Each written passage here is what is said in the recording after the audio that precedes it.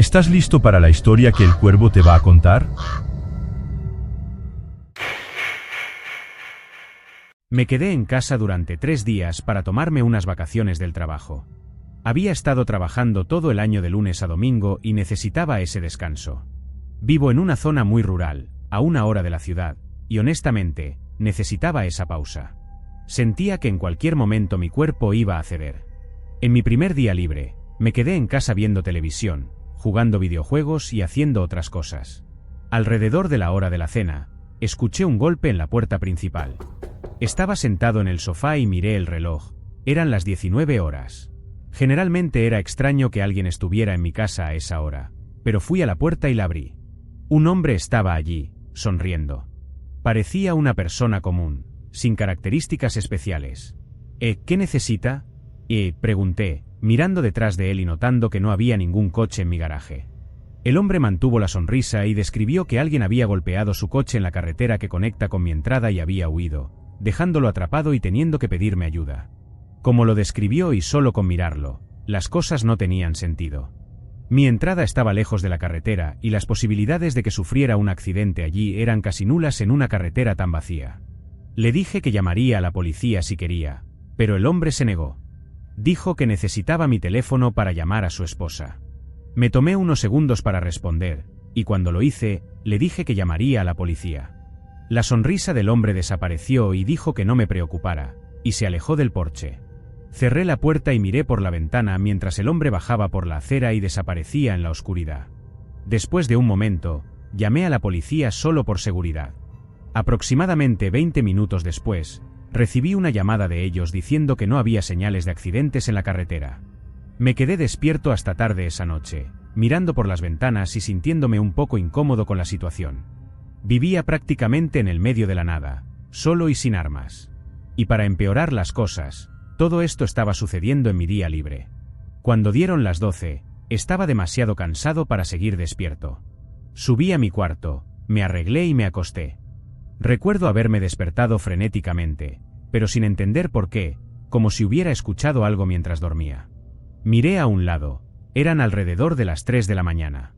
Me levanté y fui a la puerta para escuchar cualquier sonido en el resto de la casa. Estaba casi todo en silencio, pero pude escuchar un leve crujido viniendo de afuera. Bajé las escaleras con cuidado para verificar, rezando para que solo fuera un arbusto rozando la casa. Cuando llegué al pasillo de la planta baja, me di cuenta de que el sonido se movía a lo largo del borde de la casa y hacia el frente. Sentí mi corazón acelerarse mientras intentaba asegurarme de que todo estaba bien, pero entonces el crujido se detuvo, y solo un momento después, hubo un golpe en la puerta. Me quedé parado en el pasillo y miré hacia la puerta principal. Después de unos segundos, me alejé y fui a una pequeña ventana en el lateral de la casa que daba al porche. A través de las persianas, pude ver a 2 hombres, ambos con ropa oscura y sosteniendo algo en las manos. Eran llaves inglesas enormes. Mis ojos se abrieron de miedo mientras retrocedía y caminaba silenciosamente de regreso a mi cuarto. Más golpes resonaron por la casa mientras llamaba a la policía. Ya al teléfono, los golpes se convirtieron en golpes fuertes, y supe inmediatamente que estaban intentando forzar la puerta. Golpe tras golpe, no pararon durante más de 5 minutos, sacudiendo toda la casa. Sabía que entrarían antes de que la policía llegara.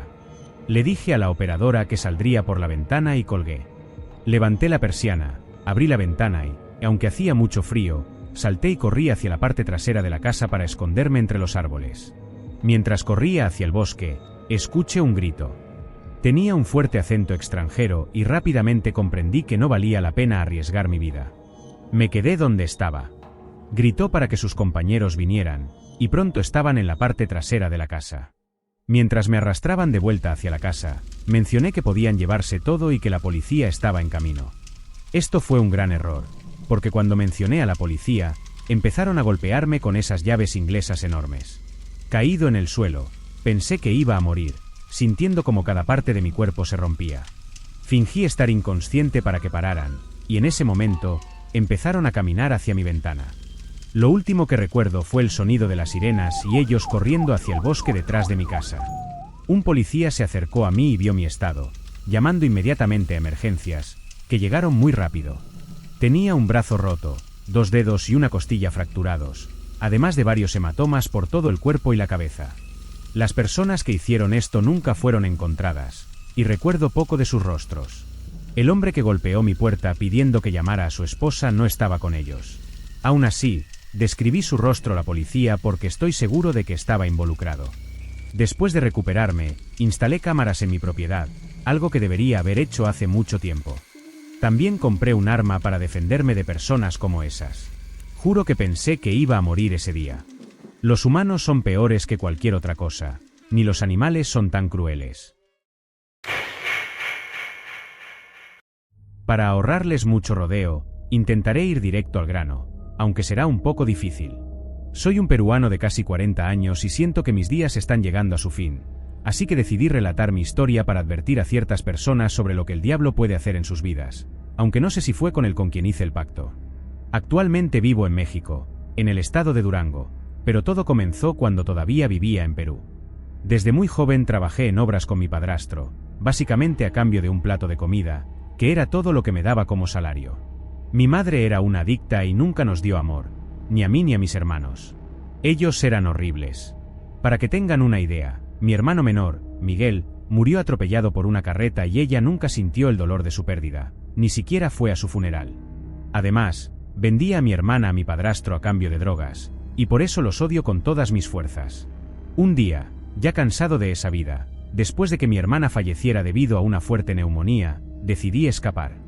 De cualquier manera, no fue posible salir del país en ese momento. Huí a la ciudad de Juliaca, donde básicamente fui esclavo nuevamente durante casi 2 años, trabajando con animales. Por suerte, o por milagro, conocí a un hombre muy generoso, que en ese entonces tenía unos 60 años. Su padre era mexicano y su madre alemana, y estaba de visita en la ciudad cuando lo conocí. Le ayudé a encontrar un lugar específico y recuerdo que fue la primera persona en mi vida que me preguntó si estaba bien. En esa época, estaba en los huesos y no tenía dinero ni para comprar un grano de frijol. Ya había experimentado todo el mal que alguien que vive en la calle puede imaginar.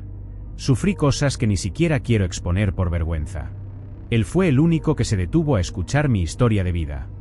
Después de contarle todo lo que había pasado, teniendo apenas 12 años, me dijo: «Y recoge tus cosas, te vienes a México conmigo pasado mañana».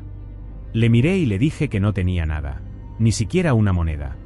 Él me miró con esos ojos que aún recuerdo hasta hoy, me tomó de la mano y me llevó hasta donde estaba hospedado. Luego me mandó a tomar un baño y apareció con algunas ropas grandes que me quedaban enormes. Mientras escribo esto, me río porque me bañé con agua del grifo ya que no sabía encender la ducha. Después de eso, apareció con un plato lleno de frutas y fue la primera vez en mucho tiempo que comí tan bien. Pasaron unas semanas antes de que pudiera llevarme con la autorización del gobierno. Ya en México, tuve una vida de rey. No trabajaba, solo estudiaba, y el señor que me adoptó, cuyo nombre no revelaré por razones personales, fue maravilloso conmigo. Fue un verdadero padre, algo que nunca tuve, una persona por la que daría todo para tener de vuelta conmigo. Pero como nada es maravilloso para siempre, mi padre murió cuando yo tenía 9 años, de un infarto fulminante. Sus hijos biológicos, que eran prácticamente adultos, mezquinos y asquerosos, me echaron sin que yo siquiera supiera si tenía derecho a algo o no. Y ahí estaba yo en la calle otra vez. Tenía algo de dinero que había ahorrado, pero no quería gastarlo sin saber qué depararía el mañana. Preferí tener un plato de comida en lugar de una cama para pasar la noche. En ese momento, buscaba desesperadamente un empleo en cualquier lugar. Finalmente encontré trabajo en una cafetería local, pero no era lo que quería para mi vida. Pasé de no tener nada a tenerlo todo, y de tenerlo todo a no tener nada en cuestión de años. No podía creer que Dios me estuviera haciendo esto de nuevo. Trabajé en esa cafetería durante 2 años, y fue bastante humillante. En esa época alquilaba un cuarto y estaba razonablemente bien. No pasaba hambre, pero no tenía todo lo que quería. Fue entonces cuando conocí a un amigo en una fiesta local y rápidamente nos hicimos grandes amigos. Desde el momento en que empezamos a hablar, noté una marca en su brazo, una marca como las que hacen para marcar al ganado. Siempre le preguntaba qué era, y él siempre esquivaba la pregunta.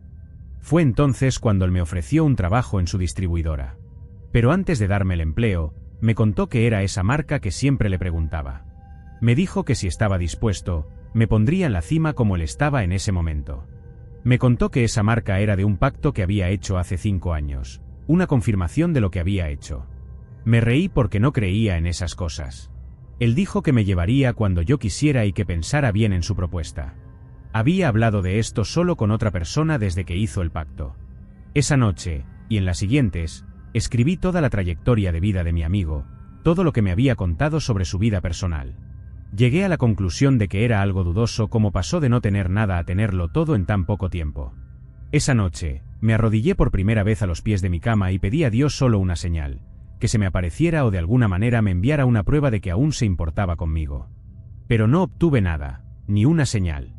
Al día siguiente, falté al trabajo y le pedí a mi amigo que me explicara cómo se hacía el pacto. Le pedí más información sobre lo que pasaría conmigo después de realizarlo. Dejé un mensaje en su contestadora y esperé todo el día una llamada de él en la recepción donde vivía.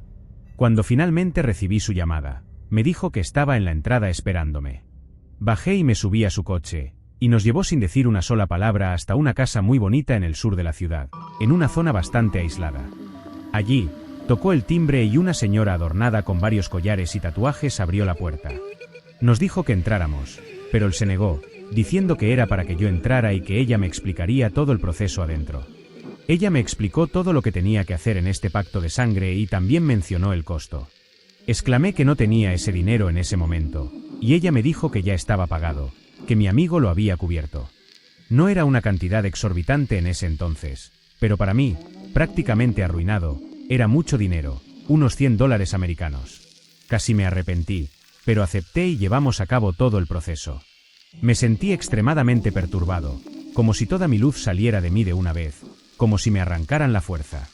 Para finalizar, mientras tenía los ojos cerrados, ella clavó algo caliente en mi vientre. Era la misma marca que mi amigo tenía en el brazo. Además, me dijo cuánto tiempo aproximadamente tendría para disfrutar antes de que viniera a buscarme. Salí y volví al coche donde mi amigo me estaba esperando.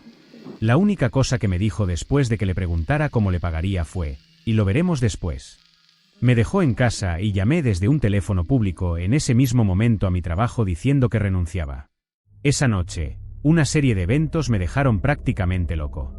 Sentí como si no tuviera ganas de levantarme de la cama y como si una fiebre muy fuerte me atacara. Estaba delirando mientras intentaba dormir, presenciando cosas que se movían por mi cuarto y como si alguien estuviera respirando en mi nuca. Me desmayé y solo recuerdo haber despertado a las 6 de la mañana en punto. Después de ese día, las cosas ocurrieron normalmente para mí. Estaba sin trabajo, pero no me importaba porque por primera vez en algún tiempo tenía esperanza de que las cosas mejorarían. Sin embargo, todo fue al contrario. Las cosas comenzaron a complicarse y el dinero se estaba acabando. Hablé con mi amigo y me pidió que aguantara firme, y mientras tanto, me consiguió un trabajo en su distribuidora. Trabajé allí exactamente 15 días, y justo un mes después del pacto, recibí una carta. Estaba dirigida a mí, enviada por el abogado de mi padre. La abrí y casi me caigo de espaldas cuando leí que debía presentarme en su oficina para tratar asuntos pendientes en relación a mi parte de la herencia. Fui a su oficina de inmediato, y allí me mencionaron que mi padre me había dejado una parte de la herencia. También mencionaron que habían estado tratando de contactarme durante meses sin éxito. Dije que nunca recibí una carta sobre el asunto. Él me mostró el valor que tenía para recibir, y me quedé sin palabras. Lloré allí mismo, sabiendo que el pacto había funcionado. No estaba seguro si lloraba de felicidad o tristeza por haber vendido mi alma por una suma de dinero. Pensé para mí mismo si realmente el pacto había funcionado, porque de alguna manera mi nombre ya estaba en el testamento y algún día me habrían encontrado. En los años siguientes, mi vida fue muy bien. Abrí una fábrica de textiles en Ciudad de México y vivía con mi novia en Nueva York. Allí, ella abrió su propia tienda de ropa, y yo era su socio. Fue cuando recibimos la noticia de su embarazo. Eran gemelos, y en ese punto las cosas comenzaron a desmoronarse. Mi novia quedó devastada por la pérdida de nuestro hijo. Lo había sostenido en sus brazos, estaba bien, pero de repente algo ocurrió y nadie lo entendía, ni siquiera yo. Para ser realista, ni siquiera recordaba lo que había hecho. Toda la situación del parto y cuidar de la bebé estaba cambiando a mi novia. Unas semanas después, simplemente tomó sus cosas y se fue, dejando solo una carta mencionando cuánto quería que yo pagara por mes a ella y a nuestra hija. Aquello me destrozó, ella no podía hacerme eso, pero lo hizo. Pasé 6 semanas prácticamente en cama, y fue en ese momento cuando comencé a ver una figura parada en el cuarto todos los días. Siempre que me acercaba, lo que fuera, desaparecía. Esa cosa siempre estaba en el rincón más oscuro posible. No se movía, no hablaba y no parecía importarle si yo tenía miedo o no. Sabía que de alguna manera estaba esperando el momento adecuado para llevarme. Así que, por mi hija, continué mi vida normalmente, cuidando de mis empresas. Me casé y tuve otro hijo, esta vez un niño que nació perfecto. Siempre fue muy inteligente. Él y su madre siempre me pedían que contara la historia de cómo conseguí la marca en mi barriga, y siempre les decía que fue por una apuesta en un juego tonto de adolescentes. Avanzamos rápidamente hasta 2019, y las cosas no iban nada bien en casa. Mi hija me odiaba, su madre me odiaba, y mi hijo siempre me recriminaba ser un mal padre. Recientemente, descubrí una traición de mi esposa. Mi amigo, con quien no hablaba desde hacía años, me llamó.